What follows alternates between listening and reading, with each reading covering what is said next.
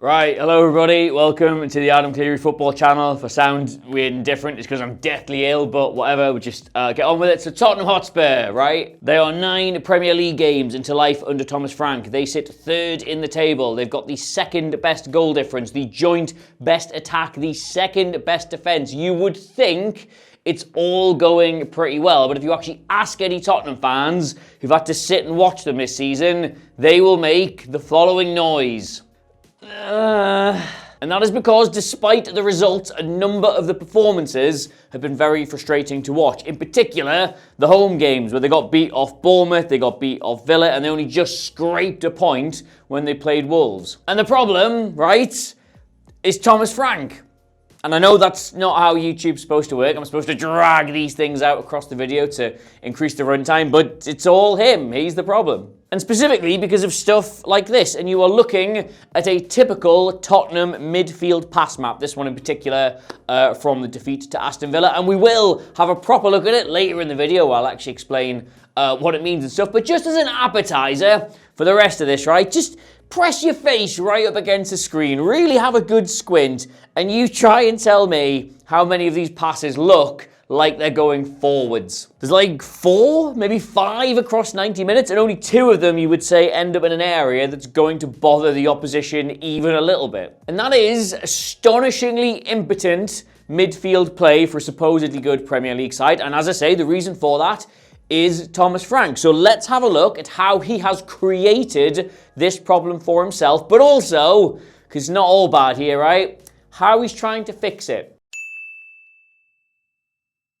So first up, little disclaimer for you, right? I love Thomas Frank. I think he's a brilliant manager. I'm a huge fan. I think in the long run, he'll be very, very good for Tottenham. But it is clear that he is finding the step up from Brentford a bit of a challenge. And that is because while his Brentford side were adaptable and pragmatic, and that's what got him the Tottenham job, they were, first and foremost, always hard to beat. Last season, their XG against was closer to Palace, to Forest, to Villa than it was to the relegated teams, or lol, Tottenham. And just to massively oversimplify all of this, the average distance they concede shots from was bettered only by Arsenal and Liverpool. Which basically means they were one of the 3 toughest nuts to crack in the Premier League. They defended the area around the 18-yard box really well. They stopped teams getting in behind them, so they forced a lot of sides to shoot from distance, hence that number being high. But Tottenham last season, you'll no doubt remember, were about as tough to crack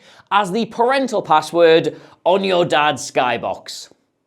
It's 5555, isn't it? It's always 5555 because they don't know how to change it. You do not need me to remind you that teams played through the very centre of Spurs with consummate ease last season. They got so badly bullied in their own build-up phase that it effectively became a meme. You could get at Tottenham very effectively when they had the ball at the back, and you could also get through the middle of them very easily when you yourself had the ball, and fixing this was Thomas Frank's #1 job. And to give him his due, he has done. Tottenham are again comparable to the newly promoted teams for XG against, but this season, that's because Leeds and Sunderland are good. Like, that's a compliment. They're down from 1.67 per 90 to 1.19, which, yes, all right, it's a decimal point. You're not some sort of long division nerd. That doesn't sound very exciting, but in real terms, that is like a 35 to 40% drop in the quality of chances they're giving away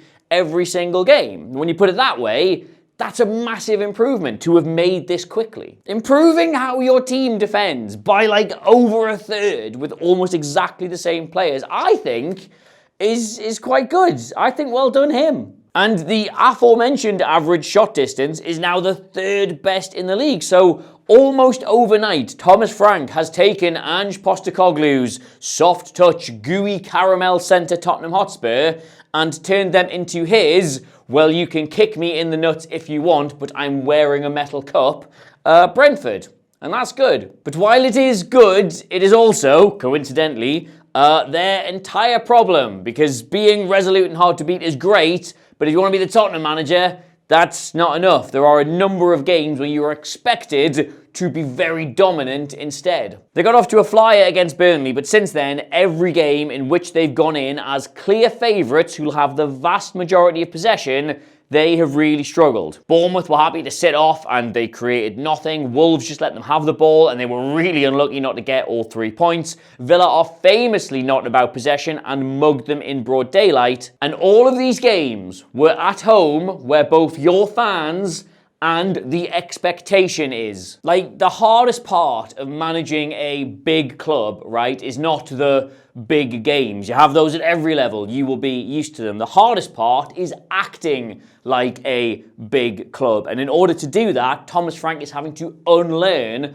a lot of what he did at Brentford. So if you will rejoin me on the passing maps, right, these are your two central midfielders, right? Your two pivots. Undeniably, the two most important players in a game when you are going to be on top. They will see the ball more than anybody else. They are responsible for having it at the back. They are responsible for moving you up the pitch. They are responsible for you being set right, so if you do lose it, you can recover quickly. Now, Thomas Frank has shifted between a 4-2-3-1 and a 4-3-3 in certain games this season, but regardless, when Spurs do have it at the back, when they are in possession, it is always a pivot two here, usually of Bentancur and Paulinho. And these are two lads he would have absolutely loved to have at Brentford. They are professional, they are reliable, they are robust. You can see here they're very comfortable with the ball. They'll circulate around and keep possession for you really, really well. But just to pick off that scab from the intro, right, you will also see they do not move the ball forward. And so, time and time again this season, in games where Tottenham have had most of the ball, where they've been in charge, they end up in one of two situations. Both are bad. If the opposition press them high, then you get a 4-2-4 at the back, where there's just this huge disconnect between the players here and the players at the front. The centre-backs can only really play it into those two midfielders, who, as we've shown, are not likely to be getting turned and splitting the opposition defence, either by running it or passing it. So instead, they'll just knock it sideways or back where it came from, and eventually, when it gets to the full-backs, they can only really play it straight up the flank to a forward who usually has his back to goal and cannot get turned. So they will either lose the ball or it just comes straight back where it came from. It's all straight lines, right? And it's incredibly difficult to open the opposition up with straight lines or connect with your teammates in a dynamic way with straight lines. And don't get me wrong, this build-up structure is solid. You are not going to make a tit of yourself, give the ball away and concede cheap goals by doing this, but it is also incredibly unimaginative. But yes, I know what you're thinking. This is when they are being pressed. What happens when the opposition drop off? Well, it gets worse. Frank will encourage two of the midfielders, again, regardless of whether it's a 4-3-3 or a 4-2-3-1, to get into the forward line to give you that 5 up top, and the remaining midfielder will drop to collect the ball from the defenders. But this, again, because of the spaces that is leaving between the players at the back and the players at the front, just leaves this enormous chasm between where you have the ball and where you need the ball to be. There is effectively no midfield at all. Like, it is hard to play through the opposition when you haven't got the right profiles in central midfield to do that, but it is impossible to play through the opposition when you haven't got a centre midfield to do that. And I could use like any example from the Aston Villa game here, but here's just one at random. Tottenham have the ball at the back. Villa have sat off, as is their wont to do, and just initially, just look at the space in front of the ball. There is not a single direct short pass here. Every single Tottenham player who wants the ball in the final third is already in the final third. Every other Tottenham player is practically in their own half, and between them is just a sea of claret and blue. There's no real structure here. Some of the attackers do come short into this space to try and fix the problem, but even if they found them with the ball here, which they're not going to, they've got their back to play. They've got a defender right up their arse. It would just go back where it came from, and in the end, they work it all the way back to the goalkeeper. They've got no way of playing through this block centrally. And what I have seen a lot of people point out, because they can't quite wrap their head around it, right, is that this is the sort of situation where you end up with this 5 up here, right, where you would normally invert a fullback. All of a sudden, you've still got the stability, you've got the extra body in there, you can come up with better passing angles. Maybe that fullback is someone like Pedro Porro who can play the ball forward, but Tottenham do not let their fullbacks do that. They force them to stay in these wide areas. And that is a shame, I think, because Porro is a good progressor of the ball. Like, if you look at his pass map from that game, yeah, all right, there's lots of red on this. He gives the ball away an awful lot. But if we just look at those misplaced passes, there is ambition to those. He is trying to knock it down the line. He's trying to play over or through a press and find Kudus in a position where he can actually do something with it, not just a little short ball that he's going to have to give it back. They should be utilising that better, but they're forcing their fullbacks to stay out wide. And when you look at moments like this, what you see is Thomas Frank still setting his team up like they're Brentford, like they're technically inferior to the opposition, like they're the underdogs, and he needs to snap out of that very quickly. What it is giving Tottenham, and here's one of the lesser spotted graphs for you, the Opta pass matrices, whatever that word is, basically, right,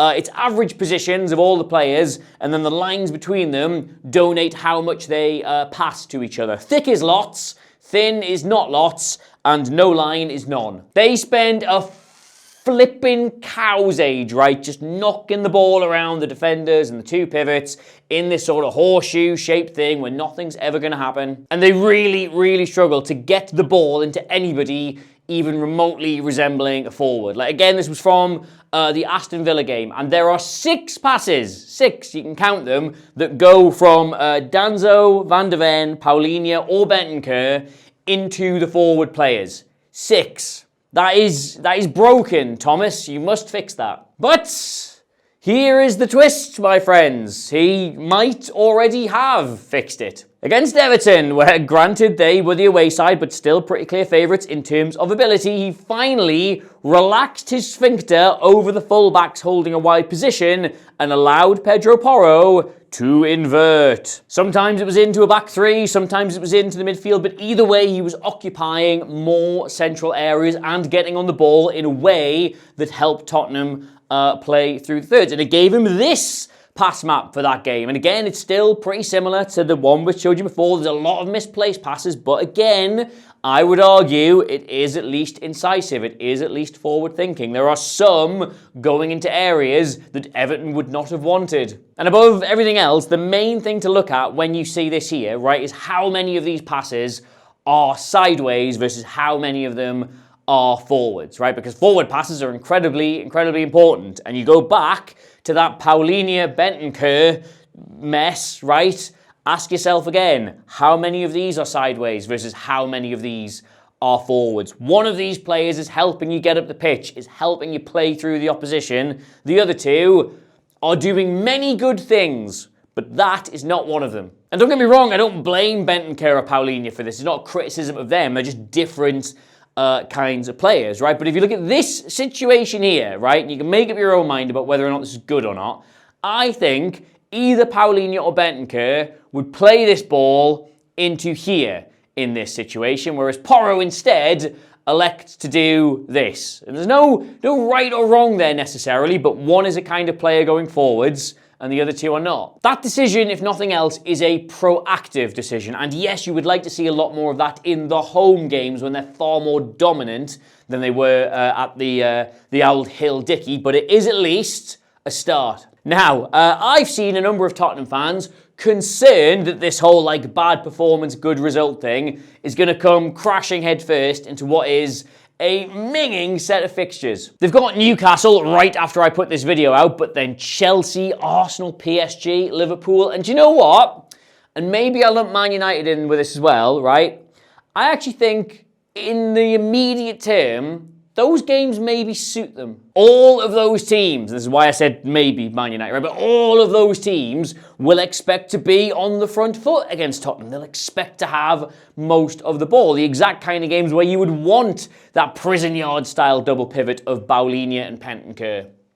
Paulinho and Bentancur. I'm still ill. They will make sure that you are not giving the ball away cheaply, that you are robust and resolute in the middle. They're the perfect pairing for games where Thomas Frank is allowed to have a bit more of a Brentford mindset. But as the season wears on, this is what Thomas Frank will have to fix in his own head if he wants to make Tottenham a serious force in the league again. Like, you want a big job at a big club, well, You've got it, mate. It's time to now be a big boy with some big ideas. So yes, normally I would not put a video out about a team like a mere few hours before they take on my own team in a televised game of football, because that could backfire spectacularly on social media. But I've been in bed since like Saturday, so I thought I should probably like drag my carcass in here and make some content for you, as that is literally my job. So I hope you've enjoyed that, and if you have, please do subscribe to us here at the Adam Clery Football Channel. Can you smell that? Can you smell that? That's 200,000 subscribers before Christmas. That's what I can smell, and with your help, we can do it. You get me across all the social medias at Adam Clery, Clery. You become a member of the channel and actually tell us what videos you want us to make, which we're actually doing today. There will be, by the time you see this, there'll be a poll out for the next video, so you can vote on that and have a say and do stuff like that. You can also, what else? I have a newsletter now where I write things. You can subscribe to that. It's actually loads of fun, and that's it. I need a lemon sip and a lie down now, so I will do that immediately. Love you. Bye.